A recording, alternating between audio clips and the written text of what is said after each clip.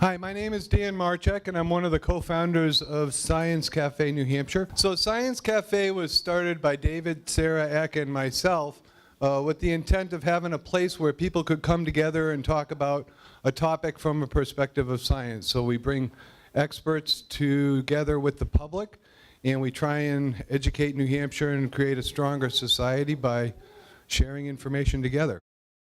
We are definitely seeing regional variations. There's quite a big difference between what's going on in the southern, eastern parts of the state and the rest of the state. So, as you probably know, Hillsborough, Rockingham, Stratford counties are growing quite nicely at the moment. Merrimack and Belknap are also kind of growing like 1% or so since 2010. Other areas, you look along the western side of the state, and certainly up north, places are either growing very little or are actually losing population, according to our estimates anyway. And this sort of just goes on with a lot of different statistics that you look at, not just raw population numbers, but also like the median age. You know, we know. From one extreme, you have Coos County, which has the highest median age in the state and is projected to have more than a third of its population over 65 by the end of this period. On the other end, you've got Stratford County, which actually hasn't aged. The median age is still like less than 40 right now. Everywhere else, everybody's still aging. You know, it's 41, 42, 44, that sort of thing. So I could go on, but yeah, that's sort of, that divide constantly shows up in the work that I do anyway, where I'm seeing a big difference between Rockingham County at one end and say and Coos County at the other end. The other thing that's interesting for demographers, aside from migration, which is what gets a lot of the attention, is the relationship between births and deaths, which demographers call natural increase. And the age differences that Ken was just referring to are reflected in these data as well. Counties like Coos have more people dying in them than being born. And so that's called natural decrease.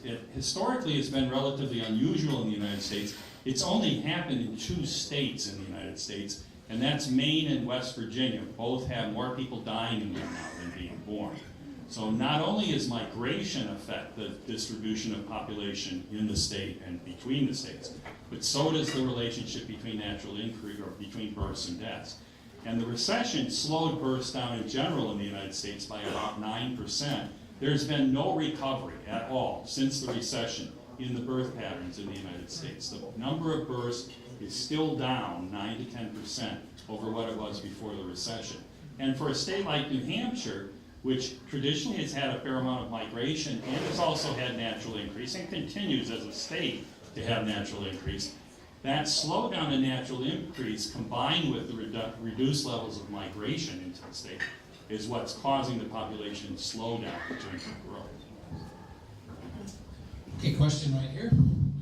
So my question really is, how do we get an economic core? It's the infrastructure, it's the internet, it's the cell phones, it has to be up there and be available to support the growth of the North Country, so that it's not just Portsmouth, it's the whole state that can grow. So just as a comment, neither of these gentlemen are policy folks. Deliberately, as you know, those who are regulars know the motto here is no PowerPoint, no politics. So they may not be able to answer your question directly. Is there anything you want to say about? Yeah, like Dave said, I'm not going to say what we ought to be doing. I know you're probably aware of the lack of broadband, access in a lot of the states. So that's one issue. As a geographer, I do notice that it seems like where the growth is occurring tends to be where growth has already been occurring. So people tend to go where businesses already are, business tend to go where people are. So you do want to, like you mentioned, getting this sort of accretion of population down in areas where it's already growing.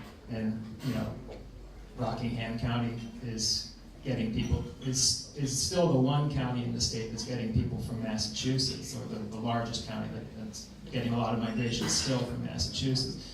Stratford County is the other county that's probably actually the fastest growing in terms of percentage population.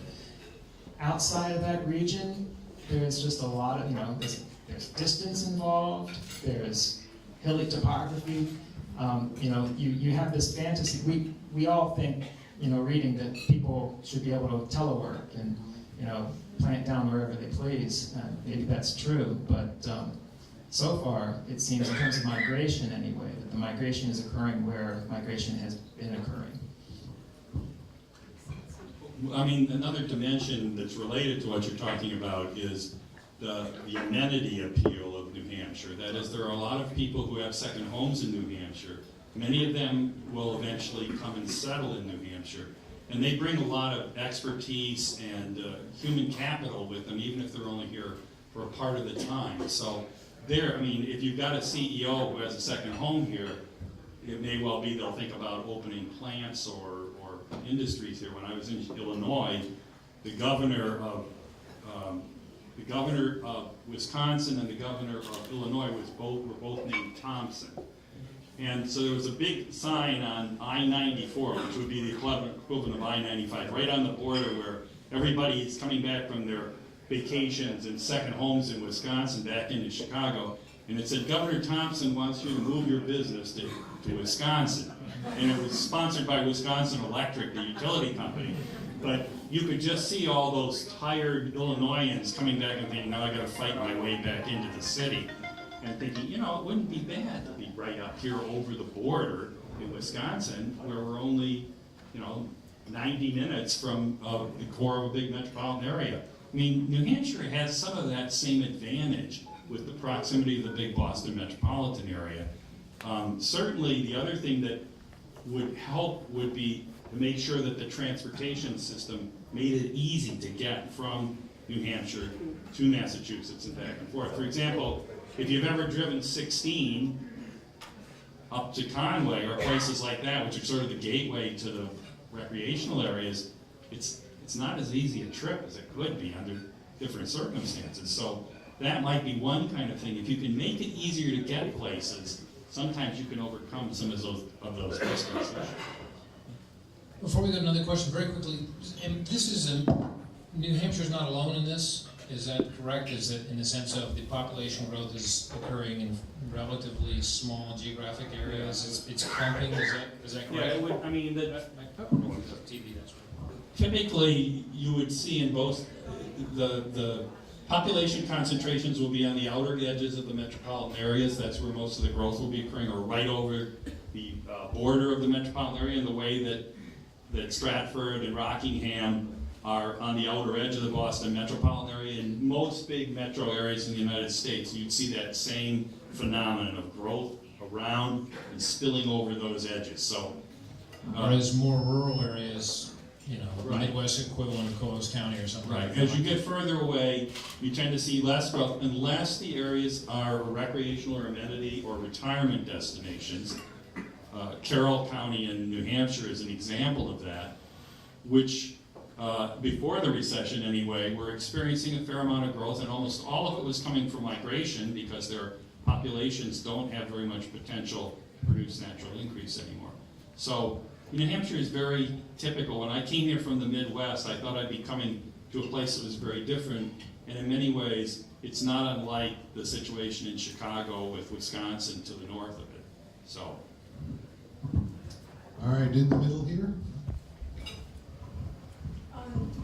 I was wondering if you have knowledge of the study that was done by the Princeton professors. It wasn't really a study, it was just an accidental, anecdotal noticing of a trend, and that was that in West Virginia and some other states, there was a lot of suicide and death of middle-aged white males. Well, let me answer. I mean, I've always wondered why nobody listens to demographers either.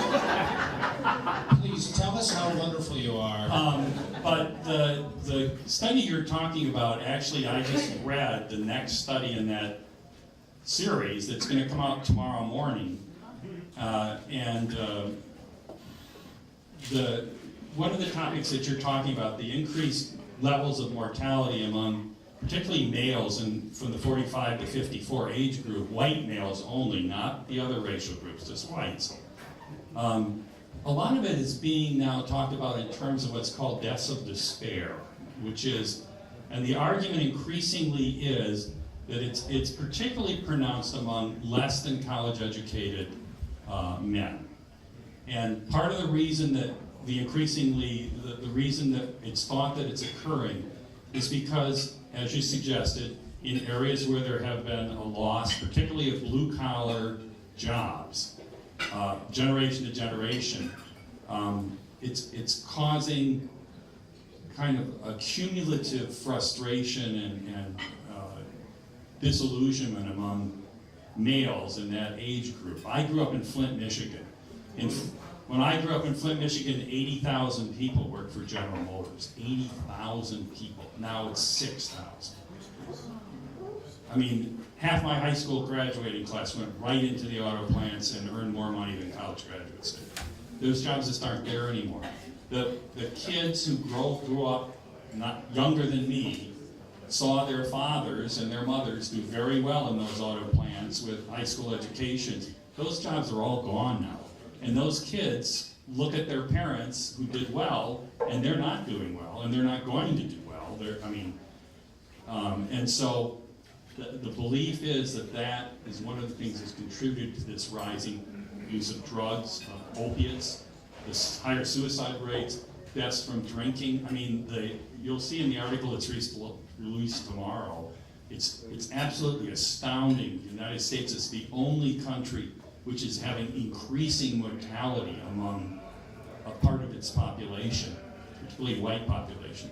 So New Hampshire has that. I mean, there are problems with deaths from drug overdoses in New Hampshire as well. Not on the same scale as you'll see in other places, but it is a factor. And it's one of the things that's contributing to the fact that the population isn't growing very fast, because not only do those deaths lose those people for you, but they lose the potential of the children that those people might have had, too. So.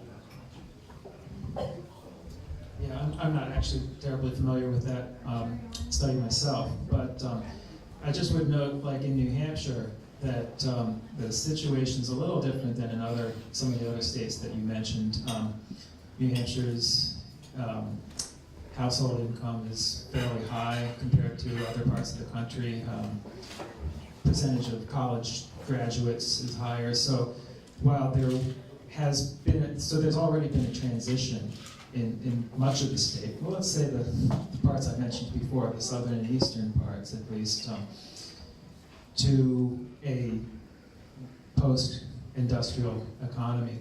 I think a lot of the people who were looking for those other jobs have left. You know, that we all know of people who've moved south or west or wherever to find things. So I guess I'll just leave it at that. That's where we are. Okay, sort of way in the back.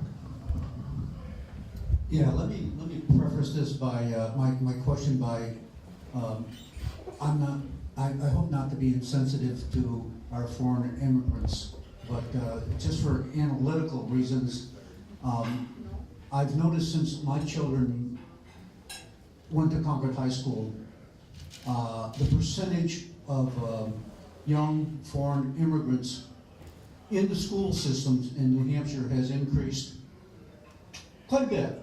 And I'm wondering how this would help the demographics of the young people in New Hampshire. Are they staying here after they're educated, or are they moving out, or what is happening here with the percentage increase in the foreign immigrant students? Yeah, that's a good question. I don't, like Ken said earlier, it's a little hard to tease out necessarily the percentages of, when you take the migration rates and try and break it out into various groups of people, whether they be, ethnic groups or age groups or whatever. But first of all, I agree. I have my wife is in the school system here in Concord, so I'm aware. You sort of see a change in the makeup of the classes, but actually, if you look statewide, we are still I think the second whitest state in the country at this point. There has been increase of people coming from other countries, but even so, it's still a pretty small percentage compared to other states. I think it's more visible when you look in a public school system, because the public school system isn't the only place where people go, where children go to school. But more likely, I think you're going to see greater diversity in the public school system than in a comparable private school system. Don't have the numbers for that, but that's what I'm going to go with. One thing about the immigrant population, or at least the foreign-born population in New Hampshire, it tends to be much better educated than immigrant populations in most of the United States. In fact, the immigrant population, there's a difference between the immigrant population and the foreign-born population. Foreign-born people are people who were born outside the United States. They may have lived somewhere else, and then they come to New Hampshire. An immigrant is someone who would come directly to New Hampshire. So the foreign-born population in New Hampshire is actually, the adult population that's foreign-born actually is better educated than people who were born in New Hampshire and live in the state, or than the migrants to the state from elsewhere in the United States. So New Hampshire has a very bifurcated foreign-born population. One part of it is very well educated, and about half, and the other half, education levels are lower. So that's unlike the foreign-born population in most U.S. states. And so, but it's also very concentrated. It only exists pretty much in the Nashua to Concord corridor along the, along the border with Massachusetts, and then in the area around Dartmouth. So probably you would see a more significant representation of that population in a place like Concord than you would be seeing in large parts of the state. Okay, I have one way in the back. Hi, I had a question more concerned with kind of how we try to attract younger people to move to the state. So one of the reasons I came to this particular forum is because I knew I wanted to hear a lot of reasons on why, or what with this silver tsunami, and kind of like what all the factors were that were leading to an aging population, both here in New Hampshire and across the country. But I was kind of curious if either of you have seen examples of states that have done successful, whether marketing campaigns or policies or whatever they did to attract specifically younger populations to the state. So every state in the United States is wringing its hands about whether or not it's going to be able to hold on to its young adults. The migration streams in general would show that the areas which are most likely to receive influxes of young adults in their 20s are large urban cores. Boston, Chicago, New York, Washington, San Francisco, Los Angeles. Even affluent suburban counties around large urban areas tend to lose young adults to other places. Now those big urban cores are very concerned because when that population gets into their 30s and 40s, they move out of those big urban cores into the suburban areas around them or into amenity areas around the United States. So certainly this is an issue that's a concern all over the country. It's a particular concern in rural parts of the United States, which routinely lose substantial proportions of their young population generation after generation after generation. It's not unusual in rural high schools for half the kids to be gone in 2 or 3 years. Now imagine those kids that stayed are going to grow up and have children of their own, and then half of them will leave. And so that's gone on in parts of rural America, including Coos County, for generations. So yes, a lot of places are making efforts to try and retain young adults. In fact, New Hampshire has a stay, work, play program, which is trying to attract young adults. And one of the things I've said to them is, you may not be able to hold on to those kids when they graduate from college or go into the military. But one of the things to remind them of, and we've had people talk about it already, is even if you go away from New Hampshire for a while and get experience and live somewhere else, remember it's a good place to bring up families and live. And so, and you can see in the demographic migration streams that inflow of people in their 30s and 40s with their children into New Hampshire. So, I mean, you ask a good question that's being talked about all over the country. To the best of my knowledge, there is no, unless you're San Francisco and have the whole Silicon Valley right there, you know, there's a lot of factors that draw people to and away from a given place.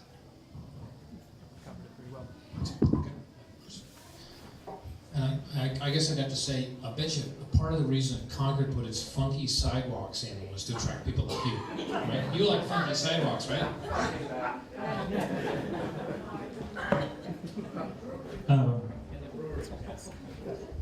You did mention what the birth rate versus the death rate was for the entire state. You said it was stable in one of the counties, I think you said. Could you tell us that? My second question is, does the tax structure that we have in the state affect whether people decide to stay here? Seems I've heard that young people trying to buy a house and pay the property tax has been an issue. And the third thing I have is, it seems like when I was at UNH, 35% of the students came from out of state. As I understand it now, and you should know, it's over 50%, if I understand correctly. And we were told that 50% of the graduates would stay within 50 miles of where they graduated from.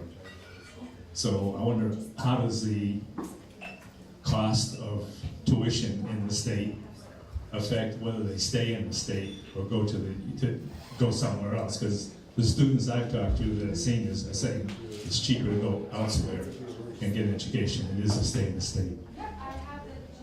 Okay, first of all, I guess with the first question about different counties and birth versus death, I actually didn't, I might have misled you.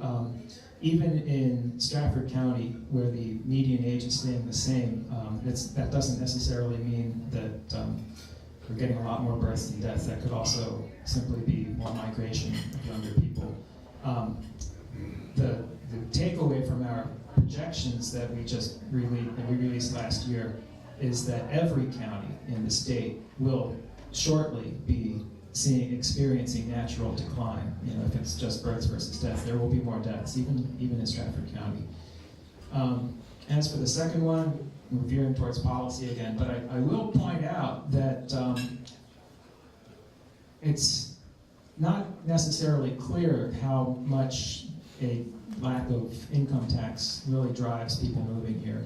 For instance, more people lately have been moving into Maine than have been moving into New Hampshire. There's been a small, like of a couple hundred, net outflow into Maine over the last several years. Now that comes and goes. Most of the migration tends to be between neighboring states, but so I don't think that's necessarily a foregone conclusion that the income tax has a lot to do with it. I'm going to pass over to Ken for the UNH. Any other comments?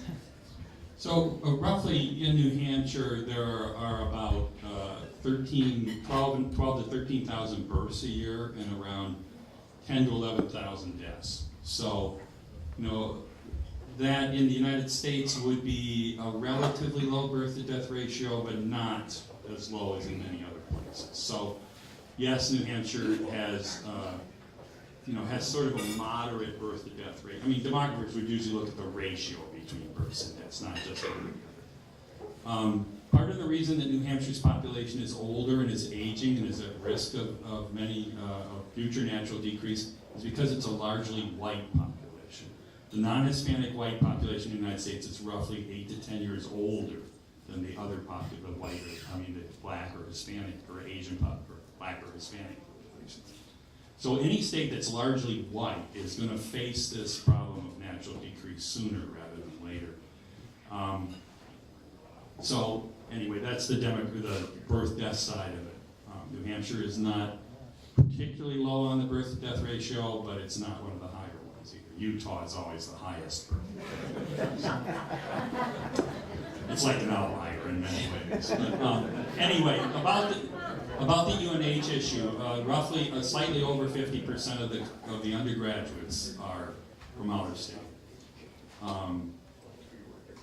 There's a lot of speculation about how tuition and things like that affected. In most states, there would be a larger proportion of people in the state in the university system. I mean, it's in the Midwest, which has always been much more state university oriented. It would not be uncommon for 70% of the undergraduates or more to be from the state. Now, those are much bigger states too.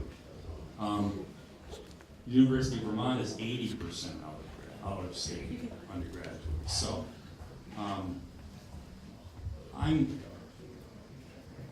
I don't know what to say about the idea of whether the relatively low number proportion of students staying in New Hampshire is because of the tuition. It certainly probably is a factor. We certainly hear of it as a factor. But many kids don't want to go to the state school that's right next to where they grew up either. So, there's a lot of dynamics that goes into school choices. But certainly, New Hampshire does face high tuition, and it also, when I went to the University of Michigan, I went on a state scholarship. It was a competitive scholarship. I won it. I was the oldest of 6 children. I wouldn't have been able to go to a school like that without that scholarship. New Hampshire doesn't have any state scholarship program. The largest provider of scholarships in the state of New Hampshire is the New Hampshire Charitable Foundation. So I think that's a real, if I were trying to think about how I could encourage more children to stay in the state, I would think about having a state scholarship system.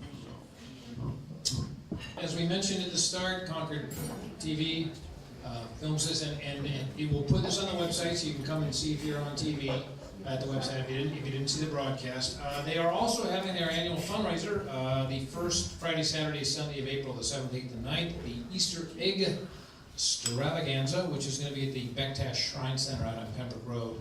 All sorts of fun stuff. There'll be a poster, we'll stick it up out there, or you can check it on the website as well. So we very much appreciate their filming it.